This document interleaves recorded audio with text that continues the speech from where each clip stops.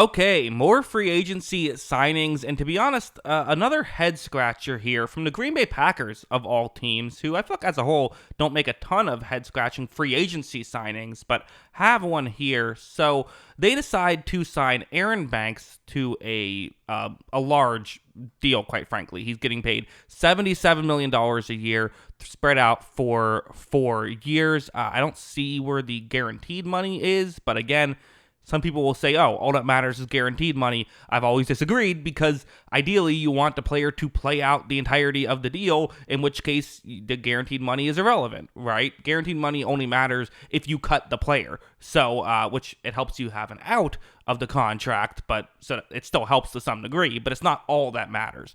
Yeah, so the Green Bay Packers signing Aaron Banks. Where do we start with this? Where do we go? Well, I guess we can start with the player himself.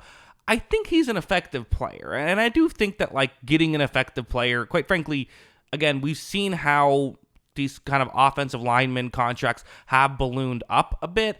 Getting a solid player who I think has been, above average for most of his career. I mean, again, small sample size. He's had 3 years as a starter with the 49ers. Was a second-round pick and has played like a second-round pick. Not a star, a solid offensive lineman. I do have to say I kind of understand the contract. And in fact, if you told me that this was a similar contract to what he was going to get, okay, I'd say that's a little bit high, but I do understand it. Because again, contracts are just going through the roof. They just are. And in fact, I was just curious, I looked at PFF's, what did they have him projected to get? And they had a pretty similar thing. They had 4 years, $65 million. So, okay, $12 million more over 4 years, but it's seemingly is a, good year to be a free agent, as a lot of these contracts are ballooning up. Only so many offensive linemen to go along. Okay, fair enough. But the thing is, so a similar thing happened with the Dan Moore contract with the Titans, and I kind of defended that one because, hey, Titans need an offensive line, like not an offensive lineman, just an offensive line.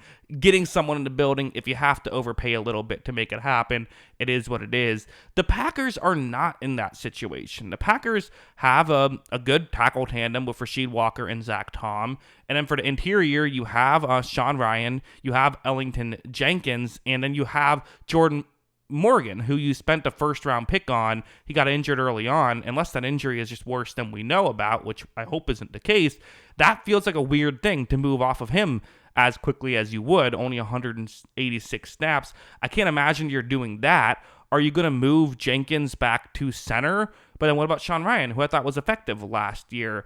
It's just not a position of need at all. And so when you're adding on the fact that you're kind of overpaying for a guy on top of it, it's a bit of a curious move that I just don't fully understand. I don't think it's the worst thing in the world. And again, I'm assuming they have some sort of reason for why they're doing this.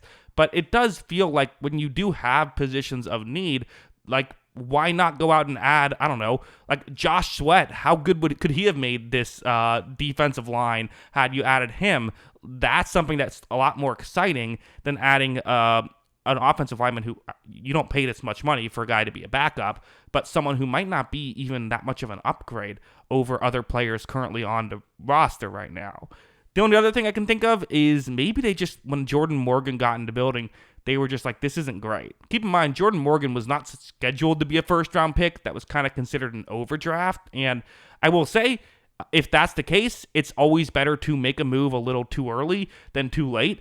It's not the worst thing in the world to say, you know what, we don't think this is gonna work out. Let's just decide to cut bait now. It's always better to move on from your mistakes as opposed to double down on your mistakes if that's what they're doing. But I'd be really surprised if that is what they're doing. But I don't know what they're doing, so I'm just a little confused. So when I say head scratcher, sometimes head scratchers work out, right? Sometimes they make sense. And I would even make the comparison of Christian Kirk, who ultimately that contract as a whole did not work out, but there was logic behind it of where Jaguars were trying to just add a receiver who could be effective for them. I almost wonder if, even if they had to overpay, that's what they wanted to do. But again, that's not this situation. That's the Dan Moore situation with the Titans. So why do this if you're the Packers? It's just a bit of a curious situation. There's some Packers fans accounts that I follow, like on Twitter and stuff, and it seems like they're not really sure what's going on here with this move. I will say, to defend the move a little bit, I think Aaron Banks will be an effective player for the Packers, assuming that he starts, which, again, you don't make this kind of contract for him to not start. I think he should be an effective player. Keep in mind, what San Francisco does and what Green Bay does are similar things. You know, there's always that risk when you sign someone who is a free agent of how will they play when they go over to a new scheme. And listen, sometimes even when they play in the same scheme, going over to a new team for whatever reason, it doesn't work out.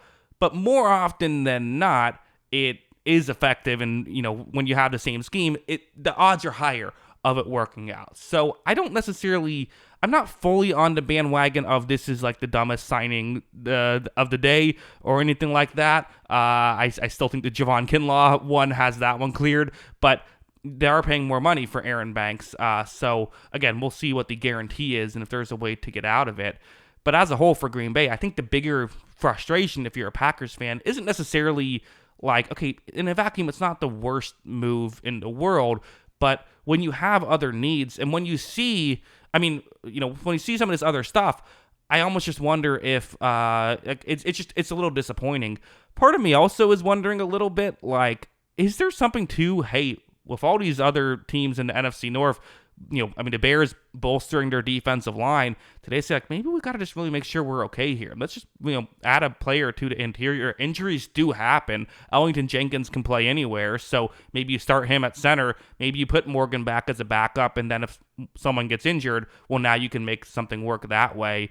That might be what they do, to be honest. But if you're going to do that, again, why not Drew Dahlman, who got paid less than this and is a great center? You could have him do that and then have Jenkins play guard, and then still, if someone gets hurt, he can move around. Like, even doing that strategy, this is a curious way to do that strategy. And I'm probably someone who's higher on Aaron Banks than the average person is. So that's just why it's confusing.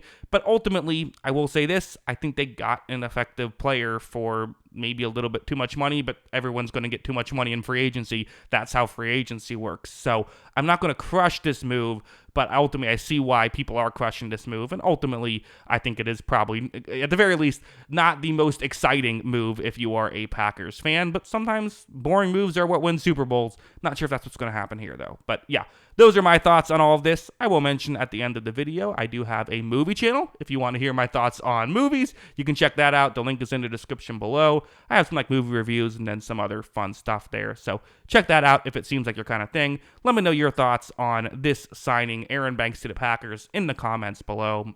Always love hearing from ya. And of course, as always, thanks for watching.